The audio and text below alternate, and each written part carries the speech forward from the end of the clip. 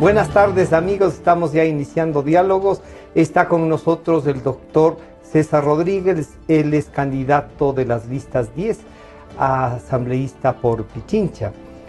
Vamos a conversar con él, lo conocemos ya en una entrevista anterior, le comentábamos, decíamos, qué le motiva a seguir en esto y qué le motiva a respaldar al binomio Bucaram-Aguilar. Y claro, sobre las propuestas que tiene, sobre lo que se discute en este momento, lo podemos hacer esta mañana. Doctor Rodríguez, gracias por acompañarnos. Uno diría, de la 35 a la 10, o cómo fue esta transición, pasando por otra vía cuenta, diríamos así, algo así.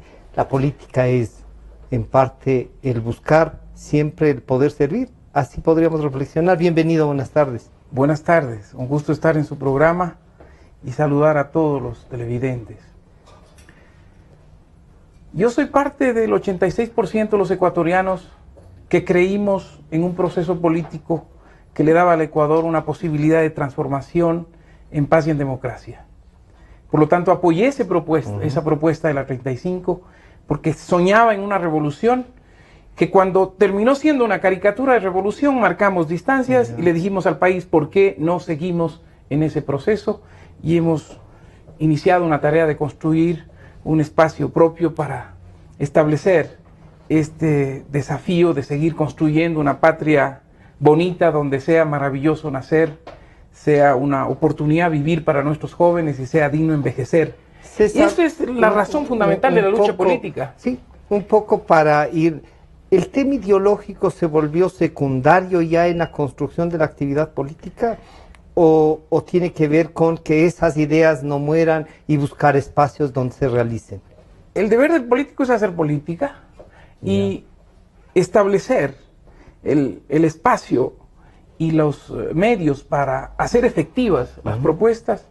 Yo creo que no significan ni justifican tampoco abandono de posiciones políticas ideológicas. Si yo estoy en Fuerza Ecuador, es porque Fuerza Ecuador es una estructura política nueva, joven, que está recién aprobada y que de mano de su líder máximo, que es Abdalá Bucaram, se ha declarado como un partido socialdemócrata humanista. Y eso nos empata y nos pone en sintonía para una propuesta política que es una apuesta hacia la participación del pueblo ecuatoriano en una dinámica de participación que nos parece a nosotros que es válida, porque es una propuesta también desde la juventud. Pero entonces y desde los jóvenes vale bien una apuesta estratégica. ¿Usted diría la concepción suya era socialdemócrata un poco o esta se acerca más a la posición ideológica con la que había trabajado antes de entrar incluso a la 35?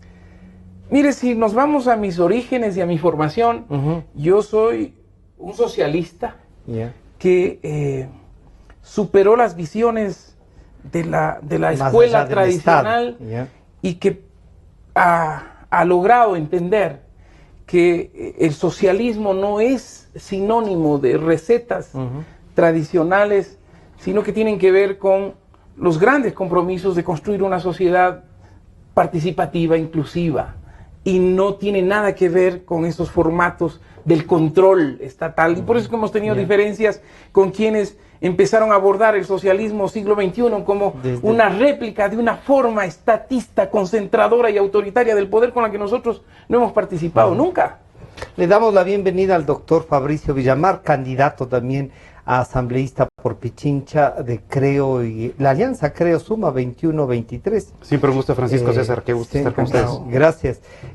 Comentamos con el doctor Rodríguez que disputan, ¿no? Disputan los dos, él en la lista 10 y Fabricio en la 21-23 disputan una curul por Pichincha. ¿Qué tanto tiene que ver? Le decía, usted viene de haber ayudado y nos explicaba en qué punto se rompió esa ayuda a la 35 y al gobierno nacional. Usted viene de hacer oposición, pero estuvo en el Consejo y pasa a ser candidato en virtud de que Fernando Villavicencio no es calificado y recurren a usted y a su movimiento que estaba en construcción, que no sabemos todavía qué puede pasar, que ahora. ¿Cómo se justifica esta parte de la actividad política en la búsqueda de cómo representar y de qué espacios poder llegar para representar las ideas. Fabricio, bienvenido, buenas tardes. Bueno, amigos, amigas, qué gusto estar con ustedes. Básicamente es la continuación de una pelea, Francisco. Mientras la gente de Alianza País festejaba hace casi 10 años su nueva constitución, yo era de la parte que decía, esa constitución le va a permitir a este señor la captación completa del poder, les va a permitir que en el Consejo de Participación Ciudadana pongan solamente gente de ellos, les va a permitir que en el Consejo Nacional Electoral, que antes estaba formado por las 7 organizaciones políticas más votadas, solamente esté gente de Alianza País, les va a permitir que el fiscal, que el contralor, que los superintendentes, que todos los organismos de control solamente le respondan al Estado, mientras ellos festejaban la Constitución de los 300 años, la Constitución de la vida, a la que saludaban con los ojos llorosos y los labios pintados. A la vuelta de todo este tiempo, sí me parece que es necesario plantearnos si no fue esa la Constitución que permitió la captación completa del poder, y en este punto la pérdida de los valores de república del Ecuador. ¿A qué me refiero? A la necesaria división de poderes y el ejercicio del check and balances. Pero el presidente tiene una visión sobre eso. Yo soy el jefe de todos los poderes, la constitución esta que se llama a veces hiperpresidencial me avala y por lo tanto responden a la mayoría. ¿Acaso han ganado el presidente de la República no solamente se califica como el jefe de todos los poderes, sino además como el jefe supremo del comando conjunto de todos los ejércitos de todas las repúblicas? Entonces sí me parece que es absolutamente necesario. Exactamente. Entonces sí me parece que es necesario a la vuelta de 10 años tomarles la lección y decir si es que en estos 10 años del país mejoró o no. Y a la vuelta de 10 años y 330.000 millones de dólares después, estamos exactamente en el mismo punto de desempleo que teníamos en el año 2007, con un proceso de endeudamiento terrible que nos enteramos los ecuatorianos por la prensa extranjera. El día de ayer, Reuters informa que hemos contraído nuevamente una deuda por 1.000 millones de dólares más al 9.7% de intereses. Entonces, hay que decirle que pare la mano. O sea, por un ejercicio de absoluta responsabilidad con el resto del país. Pero hay que decirle a esta gente, Francisco. Pero solo lo que pasa es que el negocio del que preste es uno. Hay que decirle al que va a pedir prestado que aguante, porque nos está dejando a nosotros los que nos vamos a quedar en el Ecuador, no los que se van a Bélgica. Los que nos quedamos en este país vamos a ser los que tienen que pagar la deuda que esta gente está contratando. Entonces, a la vuelta de 10 años, vale la pena pensar si es que los ecuatorianos están dispuestos a que tengan 4 u 8 años más. ¿Cuántos años mismo quieren para terminar de sacar este país? Exactamente. Y me parece que hay que decirles hasta ahí nomás. César, usted tiene esta visión de que hay que revisar la Constitución del 2008, reformarla, replantearla, ir a un referéndum. ¿Cómo usted ayudaría desde la Asamblea? ¿Cuál sería la propuesta de las listas 10? Para desmontar el correísmo o usted cree que hay que tener esto ahí? Bueno, yo le he dicho al país y en varias oportunidades he asumido públicamente responsabilidades respecto a lo que fue nuestra visión de una constitución que se imaginaba como un nuevo contrato social para la sociedad ecuatoriana y que en estricto sentido literal de la Constitución no es la que tiene el problema, sino el ejercicio del poder de una persona que pensábamos que era democrática y que en los resquicios más insondables de la Constitución ha encontrado las formas de incrustar una visión autoritaria y concentradora de poder, violando incluso la Constitución.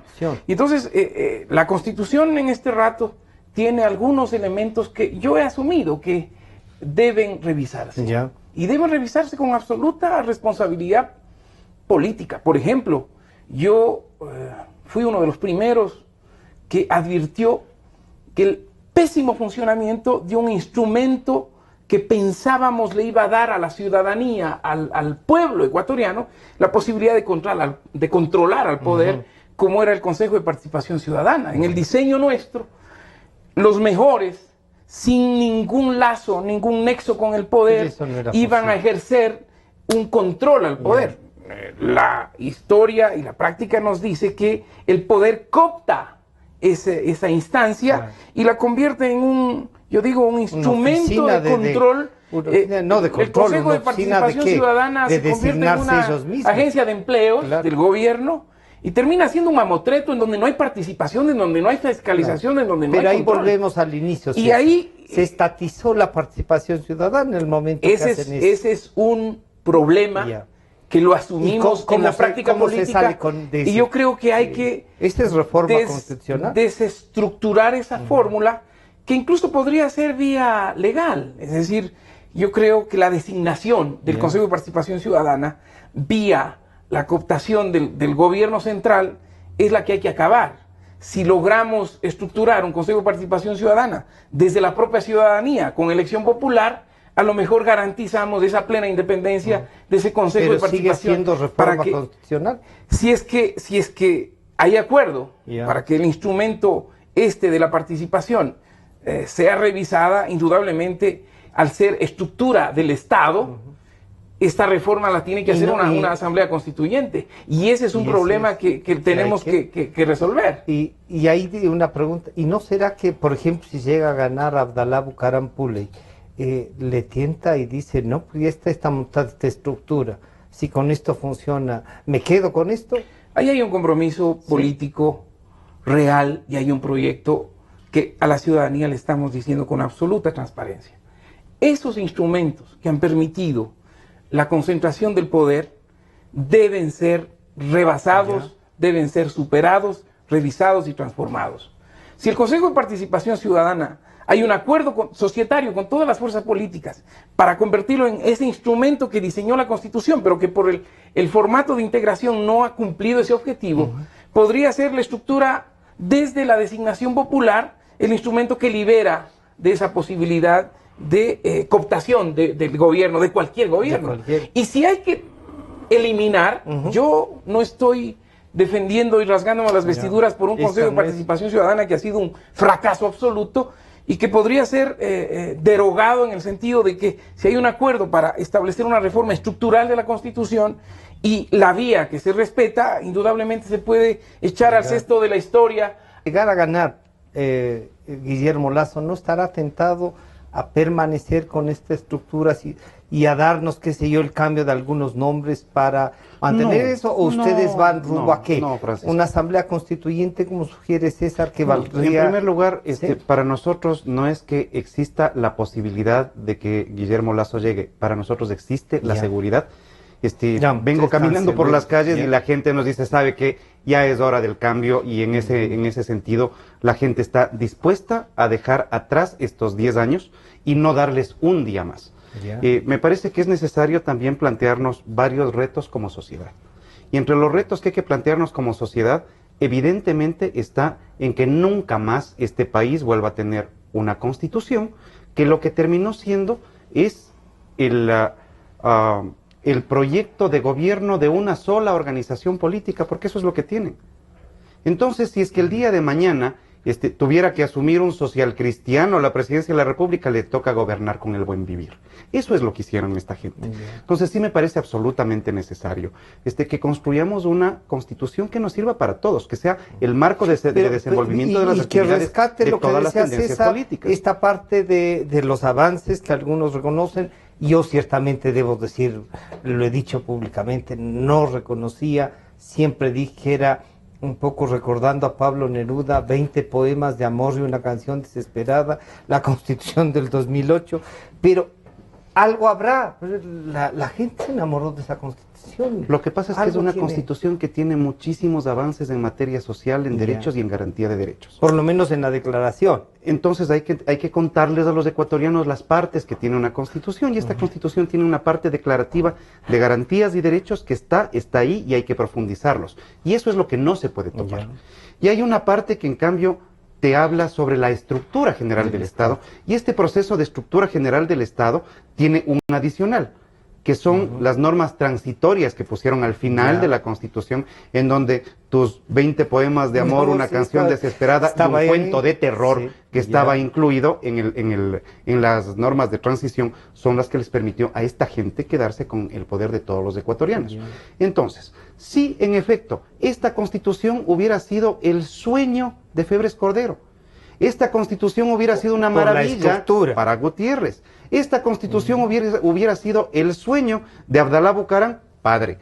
Me parece que esta Constitución hay que desecharla en términos de devolver el poder, en términos de que tenga una conformación democrática. Como dice César, ¿o no? No, señor, porque resulta que esta gente la última vez hizo una reforma constituyente y que nos la aprobaron el 3 de diciembre, lanzándonos los caballos a quienes estábamos protestando por esa constitución, por esa reforma constitucional, que nos quitó las enmiendas que las pasaron ahí. Exacto. Pero ahí tuvieron la ayuda de la Corte Constitucional. Pero por que supuesto, si se va el gobierno y Corte gana uno Constitucional nombrada por error tras error tampoco hace aciertos. O sea, yo creo que el Ecuador demanda en este rato una posición de responsabilidad histórica con el Ecuador. Yo creo que las posiciones estas de demonizar la política, de que este gobierno es lo peor que le ha pasado a la historia del Ecuador. Y yo creo que sí, por ejemplo. Y los que dicen que este es el mejor gobierno de la historia. No es así, no es así, no es así. Yo creo que el proceso político que vivió el Ecuador se hizo en un contexto, pues. No es que esto apareció de la noche a la mañana. A ver, la partidocracia de este país nos llevó al proceso político que hemos vivido. Francisco y de alguna manera ahí hay que el también corazoncito legal que todavía César Rodríguez de sus antecedentes verdes. Cuando te oigo decir esa gente, te estás refiriendo al 80% ecuatorianos que le dijeron sí a esa constitución, y esa gente existe. No, y esa gente vivió ese proceso. Yo puedo entender que te jale el corazoncito verde a ratos, pero sí me parece interesante. Pero ya madurado podríamos decir. Esa gente a la que me refiero es la que esconde los fajos de plata en los entretechos. Esa gente es la gente del gobierno corrupto, al que tú también del gobierno al que yo pertenecí. Le dije claritamente por qué dejé de pertenecer. Le estoy hablando de la Constitución. Pero el hecho de que tú hayas dejado de pertenecer, mi querido amigo, no te quita responsabilidades por lo que te no, más allá que yo tengo que responder, y reconocer algunas cosas, nos decía Fabricio. Pero si es que hacemos un esfuerzo. Porque fíjense que ustedes dos ahora son la oposición a este gobierno que yo diga que el 62% de la gente dice que hay que cambiar, pero ahí hay un porcentaje que está diciendo Fabricio que no hay que cambiar. Lo que no hay que cambiar, y espero que en eso coincidamos, es un sistema de derechos, garantía de derechos y de avances sociales que hay que conservarlos para los ecuatorianos. Yo espero que en eso podamos coincidir. Totalmente. En lo que no vamos a coincidir es que esta Constitución permitió la captación total del poder. Y eso me parece que es absoluto. O sea, y con el mismo respeto que nos hemos tratado siempre con César, cuando me refiero a esta gente, me refiero a estos que durante 10 años han usufructuado del poder.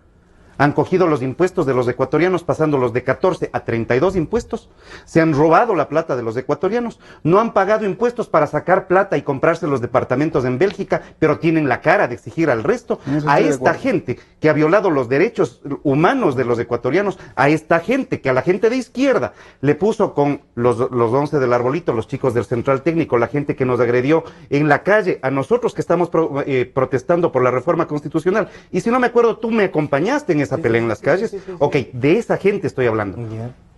Ubicada entonces. Con esa ubicación es clave. César, pero aquí hay un tema que es importante, porque si bien algunos estudios han dicho que en el 7º puesto está la corrupción, nosotros nos encontramos, y les voy a plantear el tema, con un Contralor General del Estado que guarda silencio, y cuando se le inquiere dice, no, yo ya he mandado a la Fiscalía, no, yo sí tenía hecho un informe, no, yo ya esto, o sea, él sabía todo.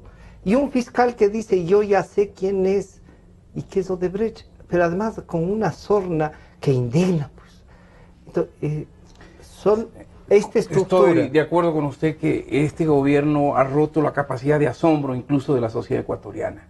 Es inaudito, es inaceptable y es vergonzoso la respuesta de un fiscal como la que dio en una entrevista hace pocos días. Porque me parece que es una burla al le pueblo dio la ecuatoriano. asamblea. Y es una a la burla. comisión de nada Exacto. menos que de fiscalización que usted no La sabe. comisión de archivo, Y Francisco. eso demuestra el carácter de una asamblea que perdió la posibilidad de ejecutar y ejercer los derechos que en la Constitución se le entrega de legislar y fiscalizar al poder. Esa burla ha puesto sobre el tapete que la institucionalidad en el Ecuador no existe, y en eso estoy de acuerdo con Fabricio.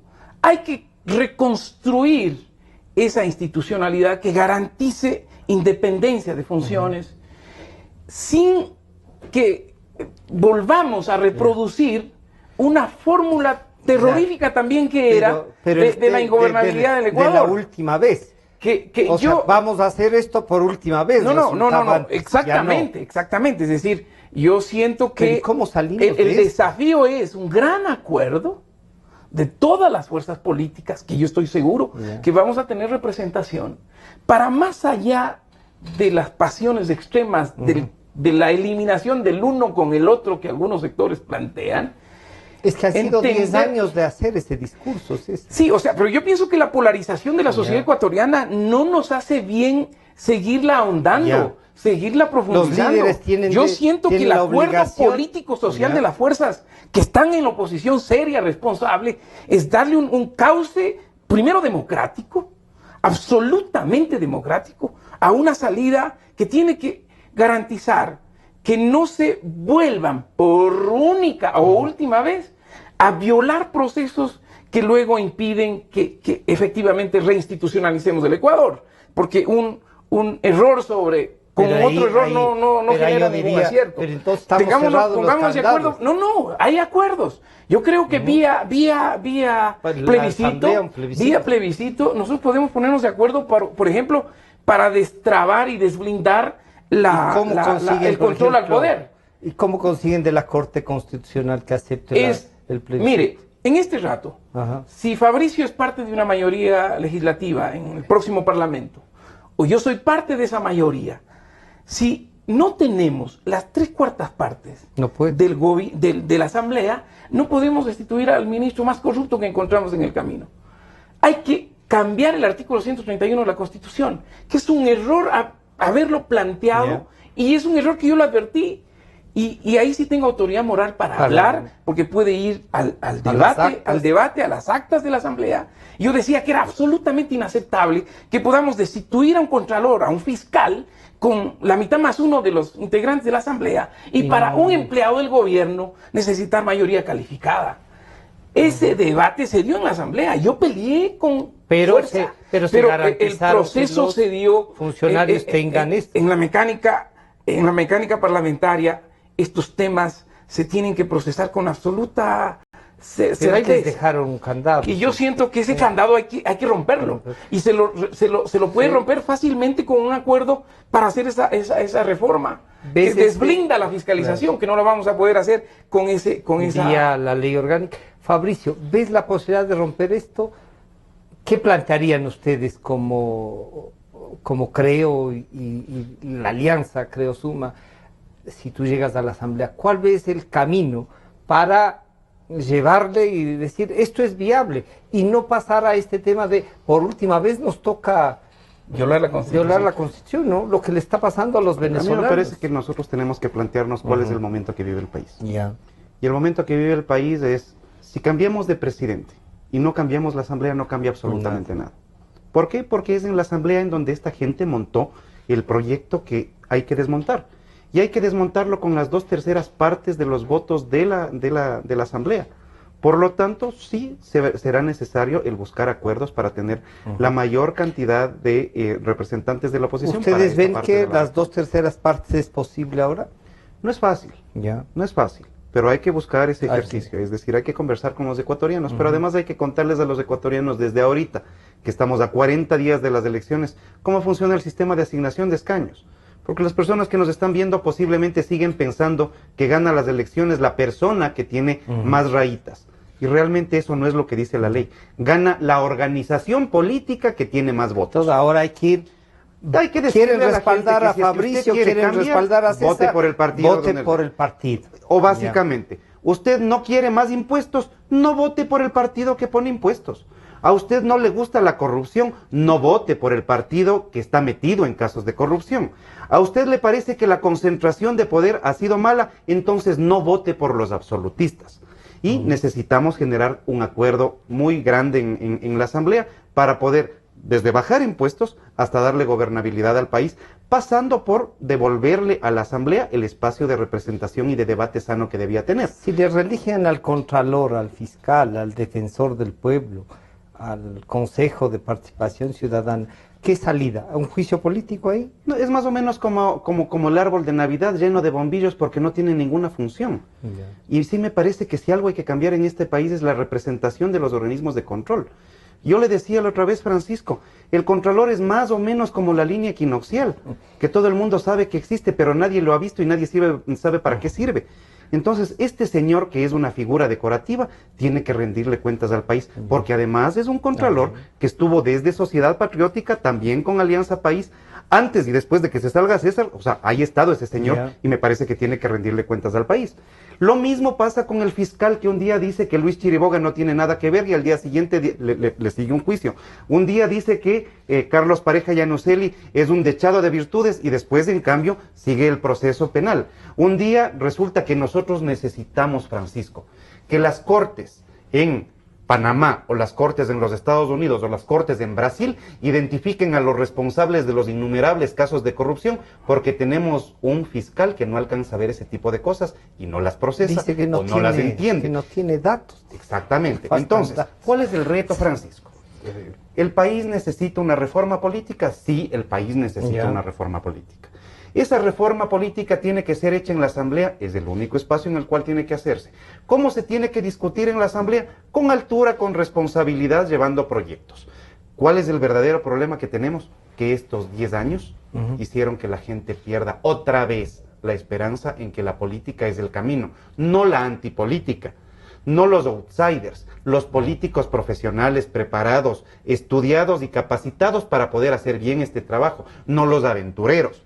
En tal sentido, si algo hay que hacer es vaciar la Asamblea de futbolistas, de payasitos y de bailarinas para poder devolverle respetabilidad a eso ya le corresponde al voto de los ecuatorianos. Por lo tanto, resulta que la responsabilidad, por un lado, es de las organizaciones políticas y de quienes las representamos, pero la responsabilidad más grande en este momento está en manos de los ciudadanos, tanto para saber a quién eligen o a quién no eligen, y sobre todo, y esa es una cosa muy importante, cómo van a hacer los ecuatorianos para defender su voto en las urnas. Le transmito una cosa de la sabiduría popular coleccionada hace 3 días en Pizulí. La señora de la parada de las salchipapas de Pizulí me dice, vea, si no hay fraude, Lazo gana. Esto interpretémoslo bien. En primer lugar, la gente de a pie lo que dice es que hay tufa fraude. Y lo segundo, hay aroma a que Lazo gana. Hay que tener en cuenta. Vamos a hacer un pequeño corte. Hay que tener los dos olfatos bien, porque el olfato suyo dirá que Abdalá crece y puede dar sorpresas, ¿no? Claro que sí. Yo creo que hay un proceso político o un fenómeno político en ciernes. Sí. Y bueno, hablamos. Enseguida volvemos. Estamos con Fabricio Villamar, candidato a asambleísta por las listas 21-23 de Creo y Suma, y con César Rodríguez, candidato a asambleísta por Pichincha de la 10 de Fuerza Ecuador. Enseguida volvemos. En un momento regresamos con Diálogos por Democracia M y Democracia TV. Son las 12 horas. Con 33 minutos. Inicio del espacio publicitario. Estamos viviendo años duros como tú. Vemos cómo nos perjudican y empobrecen. Nos preocupa el futuro de nuestros hijos. Hemos sentido indignación y rabia, pero también más esperanza que nunca. Ya toca un cambio positivo. Raya, todititito a las 6. Publicidad electoral. Asambleístas nacionales. CNE. Elecciones Generales 2017. ¿Conoces a Unión Ecuatoriana? No somos ni los de ahora ni los de antes. Por eso conocemos la realidad de nuestros pueblos. Tenemos tenemos claro los problemas de nuestra educación. Sin seguridad no es posible ninguna libertad. Por eso no tenemos miedo de ir tras los corruptos. Unión Ecuatoriana, justo lo que necesitamos. El 19, vota todo 19. Publicidad electoral. Asambleístas provinciales. CNE, Elecciones Generales 2017. Solo las 6, leyes que sirven, horas que se ven. No más desempleo, corrupción, inseguridad, endeudamiento irresponsable. Sí, democracia, derechos, libertades, empleo. El cambio positivo se viene.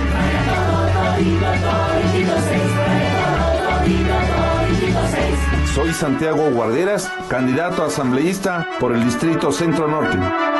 Publicidad electoral. Asambleístas provinciales. CNE, Elecciones Generales 2017. Fin del espacio publicitario. Desde el Distrito Metropolitano de Quito. Cadena Democracia, la radio de la gente. Francisco Rocha está de vuelta con Diálogos por Democracia M y Democracia TV.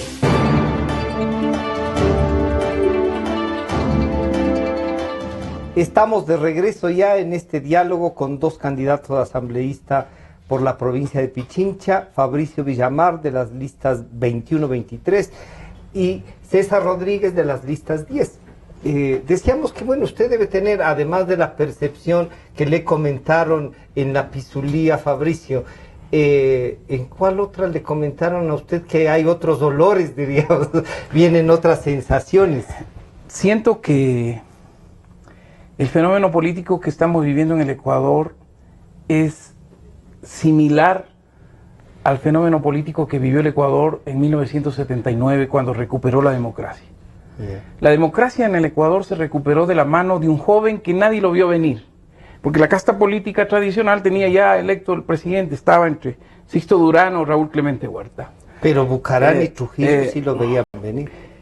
En ese proceso político, hoy, vamos a recuperar la democracia en el Ecuador también, de la mano de un joven político, porque el Dalo Bucarán es el joven que la casta política tradicional no la ve a venir, que se ha dividido ya incluso la asignación de los puestos en el cociente electoral, pero que no toma en cuenta, al igual que en el 79, a 600.000 nuevos votantes jóvenes que nunca habían votado, que no lo hacen por estigma o por estigmatización de nadie, ni que no cargan la mochila que nosotros podemos cargar.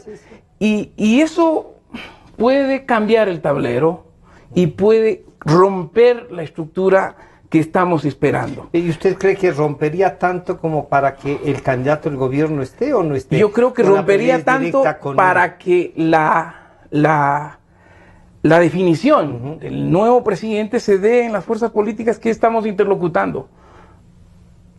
Yo pienso que el gobierno, embarrado hasta el alma de la corrupción, no le alcanza para pasar a la segunda vuelta, por más que los encuestadores que pagan todos los días nos quieran convencer al pueblo ecuatoriano, porque en la calle, igual que Fabricio, es decir, ¿dónde están esos votos de este gobierno que dice que tiene en primera vuelta una victoria? Esto es algo que habrá que estar muy atentos y creo que es un desafío para las fuerzas políticas construir una contraloría que garantice la defensa del voto de los ecuatorianos. Y ahí está el desafío de todas las fuerzas políticas. Siento que ahí hay un fenómeno político que habrá que procesarlo, que habrá que verlo, pero la juventud va a hablar en este proceso político. ¿En qué tiempo usted cree que esto se puede consolidar? Esto que puede ser una percepción, ¿usted qué diría? Dennos una semana para tener ya una visión. Mire, ayer en Teleamazonas dieron una noticia inusual. El candidato presidencial, Dalo Bucarán, está en segundo puesto después de Guillermo Lasso en la penetración en las redes sociales, que son hoy un actor político que por primera vez va a jugar en la arena política de una manera inusual. Y vamos a ver cuánto representa, pero es un indicador de lo que va a ocurrir. Y entonces yo siento que en un sector de la sociedad esto del cambio es una sensación que están dispuestos a jugársela, no disputando con el viejo poder que es ahora este gobierno, sino con las fuerzas emergentes que son capaces de ser interpeladas desde la sociedad para construir un gran acuerdo que recupere la democracia en el Ecuador. Fabricio, entonces, ¿qué diríamos aquí? A ver, los dos están de acuerdo en que la sociedad está buscando un cambio. Ese cambio puede ser vía o Guillermo Lasso o Dalo Bucarán. No, Francisco, ¿Crees que puede ser así? No, o sea, a ver, a mí me parece que en esto hay que ser mucho más finos en el análisis. Ya. Y el análisis no se da por las personas que pongas al frente, sino por los conceptos que estén representando esas personas. Yo creo que hay que darle al Ecuador un cambio de visión, un cambio de rumbo económico, un cambio de rumbo jurídico, un cambio de rumbo de administración constitucional, ¿ya? Y hay que plantearnos que esto se tiene que hacer con grandes acuerdos. Yo estoy consciente de que el momento histórico para el cambio generacional de la política, incluso en Quito, está jugándose. ¿Ya? Nosotros vamos a ser la punta de lanza de la reforma y el recambio generacional en la política quiteña también. ¿Por qué? Porque necesitamos devolverle a Quito la representatividad política perdida en estos últimos 28 años. Que se ha diluido en el tema de los partidos. Hace 28 años Quito no tiene un presidente de la República. Hace más de 10 años Quito no tiene un presidente de la Asamblea. El presidente de la República actualmente es guayaquileño. El vicepresidente de la República actualmente es guayaquileño. La presidenta de la Asamblea no es de Quito. El presidente del Consejo de Participación no es de Quito. El presidente del Consejo Nacional Electoral no es de Quito. Hay que recuperar también la capacidad de pensar y de generar política desde Quito, pero eso sería, yo diría, de los valores de república. Sí, porque si no uno diría, o sea que nunca tendríamos un presidente, un vicepresidente, los latacungueños, los lojanos, pero eso es han tenido ustedes espectaculares representantes. Sí. Lo que estamos diciendo es que esta lucha también es generacional. También tiene que rescatar los nuevos valores que se están creando. César defiende a un nuevo político. Pese a que no nació en Quito, tiene, nosotros lo que planteamos tiene una labor en Quito larga, ¿no? Y la visión que nosotros estamos planteando es, para este país hay que generar empleo. Para este país nosotros necesitamos garantizarle una lucha contra la corrupción que nos permita revisar qué es lo que hizo esta gente en estos últimos 10 años, hacerles devolver hasta el último centavo, sin una cacería de brujas, pero con un proceso jurídico que garantice el derecho a la defensa y encuentre los culpables y sean sometidos a una justicia independiente, lo cual nos lleva a que esta justicia tampoco es independiente. Hay que garantizarle al país que esto no vuelve a suceder. Por lo tanto, la fiscalización no solamente es hacia atrás, sino también para nuestro gobierno, para poder garantizarles a los ecuatorianos que esto no vuelve a suceder. Y por otra parte, hay que proteger al que denuncia. Eso en términos de fiscalización, porque hay que proteger al que denuncia para que no le pase lo que les pasó a tus colegas. A Cristian Zurita, del caso del Gran Hermano, enjuiciado por el presidente de la República. Juan Carlos Calderón denuncia el caso del Gran Hermano, enjuiciado por el presidente de la República y pedido que le pague $40,000. Pero nada en el menos. caso de Villavicencio, exactamente lo mismo. 2 juicios penales metidos por denunciar todos los casos de corrupción que después se comprueba que reales mismos son. En tal sentido, hay que proteger al que denuncia. Entonces, tengamos claro, hay que generar empleo, eso es lo que estamos proponiendo. Hay que tener una lucha fuerte contra la corrupción, eso es lo que estamos proponiendo. Y desde mi lado, y en mi experiencia de exconcejal de Quito, yo creo que hay que hacer una batalla grandísima para la recuperación de las competencias de los territorios. Hay que volver a tener las competencias de construcción de infraestructura educativa y de salud para las ciudades. Esa fue una pelea que tuvimos con César cuando él era presidente de la Comisión de Educación en la Asamblea y yo defendía la educación municipal. ¿Por qué yo defiendo la educación municipal en la ciudad de Quito? Porque nosotros tenemos educación como ciudad desde hace 125 años con la Escuela Sucre, antes de que haya Ministerio de Educación. Por lo tanto, la descentralización, la desconcentración de recursos y el principio de autonomías es parte de las peleas que nosotros tenemos que dar en esta asamblea. Yo comparto la idea. Porque en estos 10 años hemos tenido asambleístas de Alianza País, no asambleístas de Pichincha, ni asambleístas que defiendan Quito.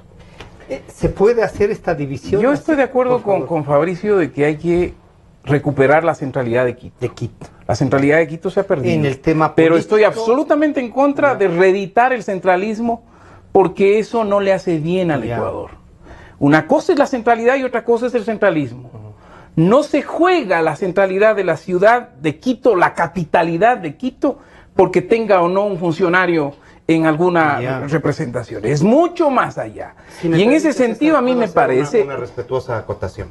Y me parece que hay que dejar bastante claro que el centralismo no tiene que ver con Quito. Porque si es que la capital de la República estuviera en Machachi, tendríamos que decirles a los machacheños es que yo no he dicho que Quito, no he dicho que Quito es centralista. Presidente de la República, no, y 10 años de Alianza País, estamos hablando, es que estamos hablando de conceptos, estamos hablando de conceptos. El centralismo y la centralización del Estado ecuatoriano ha sido perverso para el desarrollo equitativo y equipotente del Ecuador. Por lo tanto, yo soy partidario de la desconcentración a ultranza y de la descentralización del poder a ultranza. Porque este gobierno siento que este gobierno reconcentró, indudablemente. Reconcentró de la forma más perversa, más autoritaria y controladora, que tenemos que recuperar ahora esa capacidad. En esa línea estamos de acuerdo. Yo siento que ahí hay necesidad de avanzar en los espacios que nos alienta a compartir la lucha.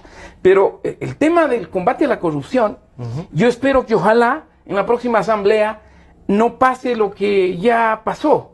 Cuando yo presenté el proyecto de extinción de dominio, se rasgaron todas las vestiduras porque decían que esto era un proyecto de ley que va a perseguir a los ecuatorianos, y es un proyecto de ley en el que a todo ciudadano, funcionario público, que no justifica los recursos que tiene, las grandes fortunas que tiene, fortunas mal habidas, por la corrupción, a él le gusta la idea de que lo manden preso. Ahí hay una cosa, se puede utilizar esa ley, ¿no es cierto? Decir, vea, usted ha tenido esto, justifíqueme el de dónde ha tenido, y resulta que ya tenía 30 años, que ha venido trabajándolo, que no necesariamente se tiene recibos de todo. Pero una ley de este tipo, con todos los mecanismos para evitar abusos de cualquier instancia, es el único instrumento de combate a la corrupción real, porque los delincuentes están acostumbrados a irse a guardar 6 años en la cárcel con las rebajas y penas, salen a disfrutar de la riqueza mala vida. Por eso Fabricio dice lo que hay que es recuperar la plata. Con lo que les pasa. Cuando les tocan el bolsillo, ahí es cuando les duele. Entonces, la ley de extinción de dominio era un ataque a muerte, al corazón de la corrupción en el gobierno y del crimen organizado también. Y ahí recuerdo las palabras de gente que decía que se van a hacer un harakiri. Bueno, yo tuve apenas 26 votos para aprobar esa ley, y está aprobada apenas en primera instancia, está archivada en la asamblea, está archivada, aprobada en primera instancia en la comisión, porque ya no tuvo viabilidad. Se podría Por lo tanto, ahí hay un instrumento que nos permitirá probar si es cierto que algunos sectores, más allá del discurso, están dispuestos a dar batalla, porque la corrupción es un problema que va más allá de la lógica ocasional del manejo del poder. Claro, pensando en este gobierno habrían metido presos a unos cuantos, y no necesariamente. Pero claro, cuando yo planteé la auditoría a la contratación pública, imagínense lo que eso significaba. Hubiésemos evitado esto que estamos viviendo ahora, porque las instituciones del Estado se han convertido en las modernas cuevas de Alibaba y 40 ladrones. Este es un gobierno que va a terminar su periodo con uno de los títulos más tristes, que es el de ser el más corrupto de la historia. Por lo tanto, cuando se planteó esa auditoría, en primera instancia todos me felicitaron, que era una cosa maravillosa, porque el presidente había presentado la auditoría a la deuda externa, y a contrapelo presenté yo de la auditoría a la contratación pública. Y tuve, de la mayoría de la bancada, tuve apenas 26 votos. Y el Corcho Cordero votó en contra, diciendo que era un harakiri el que nos íbamos a hacer. Después me enteré que su hijo manejó el plan relámpago, $1.000 millones en el Ministerio de Obras Públicas. Bueno, y entonces vemos que el tema de la corrupción entonces tiene una serie de aristas y de recovecos en las que leyes como esta sacan a flote todos aquellos intereses ocultos. César, pero Marún era muy cercano a Abdalá, fue legislador. Mire, Abdalá Bucaram, su gobierno, sus acciones y su partido no tienen nada que ver con este proceso, y yo siento que Fuerza Ecuador, más allá de los estigmas y de estas adjetivaciones, es un partido que ha logrado marcar distancias, que incluso candidatos de esa vieja escuela, que ya pintaron todo Guayaquil, todo Guayas, que ya eran candidatos, el líder de este proceso, joven, nuevo, comprometido con esta nueva visión, les dijo: señores, aquí no tienen nada que hacer, yo soy candidato en otro partido tradicional, pero no están aquí.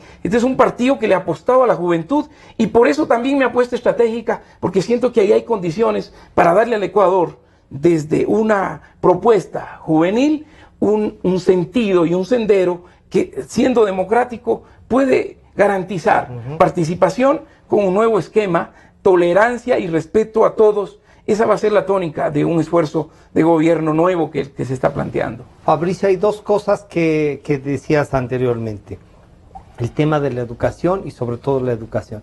Pero hay un tema que desvalorizaron la profesión, decían que ser abogado o que ser ingeniero ya no basta, ese ya necesitaba la maestría, el PhD.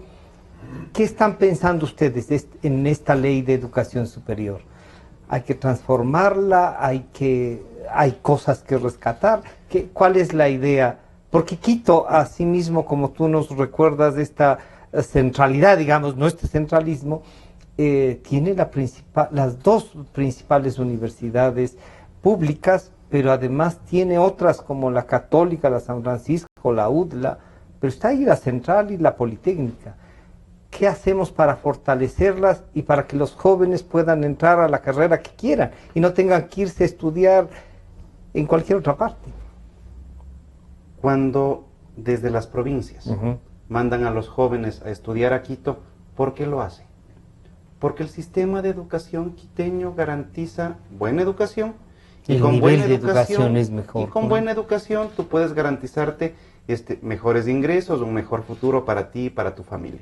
Puedes disfrutar más en este mundo de competitividad. En el caso de Quito, si es que tú regresas a ver 2 generaciones atrás, es posible que te encuentres con una historia de pobreza en tu propia familia.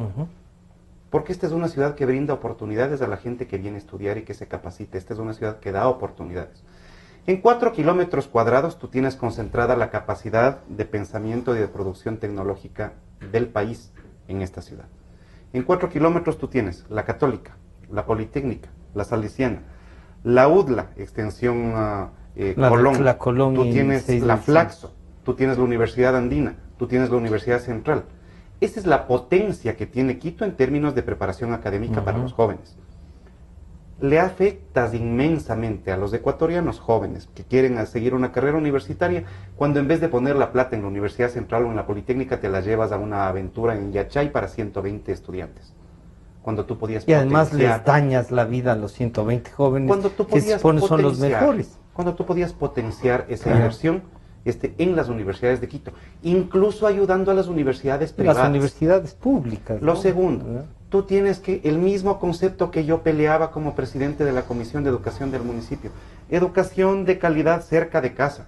Tenemos una ciudad de 53 kilómetros de largo, tú necesitas sedes universitarias en el norte y en el sur, y esa inversión tiene que hacerla o el privado o el público, pero tú no puedes hacer que el estudiante universitario se mande 1 hora y media de ida y 1 hora y media de vuelta, porque eso no te permite ni calidad educativa ni utilización racional del tiempo. Además. No puedes someter a los estudiantes a este examen para que les digan, mi bonito, los puntos no le alcanzaron, tiene que irse a estudiar a Ibarra. Que se vaya a estudiar a Ibarra, ¿y quién va a pagar allá el cuarto? ¿Quién va a pagar la comida? ¿Dónde va a vivir? Entonces ese Wambra no se va a estudiar a Ibarra, se queda en Quito. No solo porque no le puede, todavía a Francisco. Se dedica a otra cosa. Puede terminar metiéndose a estudiar una carrera que no es la que él quería.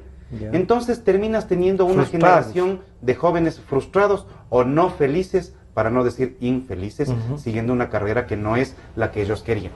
Por lo tanto, el gran esfuerzo que tienes que hacer es hacer que cada cual estudie lo que quiera, que el Estado garantice y priorice calidad de la educación. Significa que vas Yo a a César reformar le la conocí ley. en la Universidad Central, él nos daba el curso de entrada a quienes estábamos llegando, claro, eso te da la medida de la edad que tiene. ¿Ya? Es que sea tragaños es otra cosa. ¿Ya? Pero en esas épocas, tú o a debes lo haber mejor escogido el libremente tu avanzado. carrera, tú quisiste Claro. ser abogado y elegiste ser abogado. ¿Por qué el mismo derecho no pueden tener los jóvenes de este momento? Es parte de las cosas que hay que garantizarle a los chicos. El derecho a escoger su carrera y la posibilidad real de que puedan obtener un puesto de trabajo con la carrera que estudiaron jóvenes. Y ahora bien, respecto del trabajo para los mayores, resulta que estamos demasiado centrados en el trabajo para los jóvenes. El día de hoy yo vengo caminando. El día de hoy yo vengo caminando las calles repartiendo mi propuesta. Y resulta que la gente me dice, vea, no me dan trabajo, tengo 40 años y no me están dando trabajo. Están hablando ustedes solamente del trabajo para los jóvenes. Yo tengo 40 años, tengo 2 guaguas, también tengo derecho de llevar un pan a mi familia. Hablen también de eso. Pancho, parte de la propuesta es, hay que generar trabajo para este país, independientemente de la edad, de la provincia, de donde venga la gente, si son hombres, si son mujeres, pero si son mujeres, adicionalmente tienes que garantizar igualdad en el salario por igual trabajo. César, educación y trabajo, entonces ahí sí. Las universidades, lo de Yachay es un experimento que, cómo fortalecerles y cómo avanzar en esto. Miren, este proceso de evaluación, hay cosas que son positivas y hay cosas que son negativas. Las cosas positivas habrá que potenciarlas.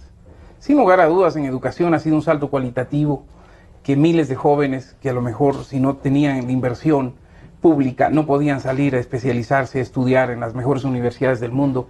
Esa es una política que creo que es importante y que debe estar atada a garantizar que esos cerebros con ese grado de formación no vengan al Ecuador a frustrarse, sino que potencien ese talento. Pero las cosas que están si mal... no regresan de las mejores Claro, universidades, y tienen no tienen trabajo aquí, y encima de eso tienen que pagar el crédito que les Exactamente, quieren. Entonces hay que construir las mejores condiciones para que eso sea realmente una inversión que creo que hay que valorarla y hay que apoyarla. Pero he sido muy crítico con un gobierno que a manos llenas ha dispendiado el dinero del pueblo ecuatoriano de manera irresponsable. He estado en contra de que este gobierno sea capaz de botar dinero del pueblo ecuatoriano en hacer basura espacial. Ahora me imagino que la sonda ya debe estar llegando a Neptuno. Ya ¿Para qué nos sirve a nosotros como esa que llevaba la lista de los 36 scouts. Exactamente. Entonces yo siento entramos a la era espacial. Esas cosas no pueden darse. O sea, con la educación es la única posibilidad y el único instrumento que tenemos para garantizar la viabilidad de la sociedad ecuatoriana. Y ahí hay que darle la fuerza y la fortaleza suficiente para, con recursos, garantizar que los jóvenes no sientan su vida frustrada aquí y ahora. Tenemos 600,000 jóvenes que ni trabajan, porque no hay trabajo, no hay apoyo a los emprendedores. Aquí se los persigue a los que hacen su pequeño negocio, se los criminaliza. Y tampoco estudian. Ni estudian ni trabajan, los ni. Eso no puede ser el escenario para los jóvenes de esta generación. Ahí tenemos que hacer grandes acuerdos, grandes plataformas de todas las estructuras políticas para ponernos de acuerdo, para que en lo que estamos todos conscientes invirtamos toda nuestra energía y nuestro talento para garantizar que no haya exclusión en la universidad. Efectivamente, lo que decía Fabricio, si nosotros tuviéramos estas condiciones de universidad, a lo mejor no entramos a la universidad y no hubiésemos logrado nuestro título. La capacidad de garantizarle a los jóvenes el derecho soberano a escoger cómo realiza sus sueños, qué profesión estudia, es algo elemental. Y lo digo con la autoridad moral de haber dicho mediante documento escrito a esa comisión que aprobó esa ley, que si al bachiller ecuatoriano se le niega la posibilidad de ir a la universidad, yo diría el estudiante debería enjuiciar al Estado por haberle dado un título falso que no le permite, que no lo habilita. Para este examen nacional de educación es un instrumento perverso y es la primera cosa que tenemos que derogar en la nueva legislación de la educación superior. Se nos está yendo el tiempo, así es que les voy a pedir en 2 minutos a cada uno que volvamos un poco a hacer un planteamiento global de las elecciones. Esto de cómo hay que votar me parece importante, pero yo diría alguna razón adicional a esta, ya les vamos a invitar nuevamente para que topemos otros temas que están pendientes. Hay tantas cosas que tratar para ver cuál va a ser la propuesta de ustedes en la Asamblea. Así que, Fabricio, 2 minutos para un mensaje y una propuesta adicional. En 40 días los ecuatorianos tienen la posibilidad de tomar la decisión de que esto que hemos vivido en estos 10 años continúe o que cambie. Esta gente que se está yendo del poder dice que 10 años no fueron suficientes, que quieren 4 u 8 años más. Cuando en estos 10 años no lograron sacar al Ecuador de la pobreza, seguimos teniendo 5 millones de pobres, de esos 1 millón de ecuatorianos en extrema pobreza, solo que luego de 330.000 millones de dólares y los casos más grandes de corrupción que se recuerden en este país. Yo creo que es necesario que si es que los ecuatorianos no quieren corrupción, no voten por el partido de la corrupción. Si es que los ecuatorianos están cansados de los impuestos, no voten por el partido de los impuestos. Y que los ecuatorianos recuerden que si es que ya es hora del cambio, hay que plantearse la persona que puede ganar las elecciones, y esa persona es Guillermo Lasso en las listas 21-23. César, por favor, un último mensaje. ¿Sí? Ciudadanos de Quito y ciudadanos del Ecuador que nos escuchan, como sociedad estamos viviendo un momento crucial para el futuro de la democracia ecuatoriana. Siento que estas elecciones van a marcar un antes y un después de una posibilidad desde la ciudadanía de construir su futuro. La cultura de la queja nos puede inmovilizar y nos puede dejar en el lamento. Yo siento que lo que tenemos que hacer es como el gran maestro Juan Montalvo decía: me han despellejado vivo, pero yo recojo mi pellejería, me la pongo al hombro y sigo adelante. La lucha por construir un país que garantice condiciones de vida digna para nuestros hijos, de oportunidad de desarrollarse a nuestros jóvenes y de dignidad para nuestros viejos, es un desafío en el que tenemos que seguir luchando, que tenemos que seguir peleando. Y estas elecciones son una oportunidad para darle al Ecuador una alternativa democrática y en paz, y hacer una transición que no genere traumas, sino que genere posibilidades de encuentro para que el Ecuador se construya como una sociedad unitaria. Y eso te propone Fuerza Ecuador, como una fuerza nueva que le apuesta a un Ecuador sin odio, que le apuesta a una política que reconstruya lo mejor y a partir de eso potencie el talento y lo maravilloso que tiene nuestro país. Bueno, ustedes han visto, tienen las ideas, saben cómo enfrentar, tienen experiencia política. Son Fabricio Villamar, candidato asambleísta por Pichincha en las listas 21-23, y César Rodríguez, candidato por FE, las listas 10 de Fuerza Ecuador. Está en vuestras manos buscar la representación, y yo creo que esta política de ideas la que tiene que volver. Nos estamos encontrando el día de mañana con otro debate político, porque aquí la política cuenta y cuenta más. Este programa a partir de las 3 de la tarde está nuevamente a su disposición. Gracias a nuestros amigos de la radio 920 AM, la Radio Democracia, la de la gente, y a ustedes también muchas gracias por acompañarnos. Hasta mañana. Es la U.